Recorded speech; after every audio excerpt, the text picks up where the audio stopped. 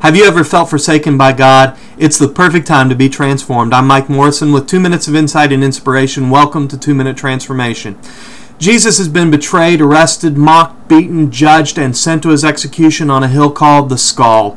Hanging on a Roman cross with not so much as a loincloth to cover his nakedness, and onlookers continuing to mock him, Jesus cries out. Mark's Gospel 15:34 records, "And at the 9th hour Jesus cried out with a loud voice, saying, Eloi, Eloi, lama sabachthani," which is translated, my God, why have you forsaken me?" Now, I've yet to uncover any clear evidence that Jesus was ever forsaken by God.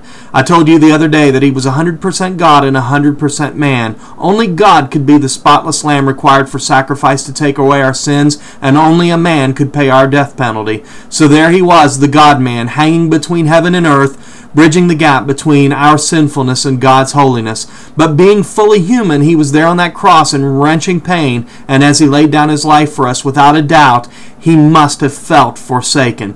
But was he really? I don't believe so. Nor are you forsaken in your darkest moment. God is a God of promise, and he is a keeper of his word. He will never leave you or forsake you.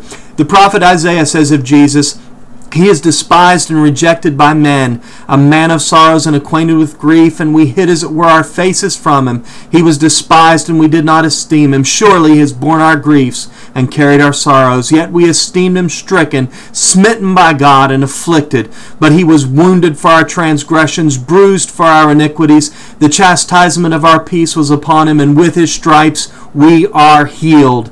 Jesus tells his disciples in John 14, "I will not leave you comfortless. I will come to you." He wasn't forgotten in his suffering, nor will he ever forget you. Let Good Friday be a reminder that even though you may feel forsaken, God is there bearing your pain and grief right along with you so you can be transformed.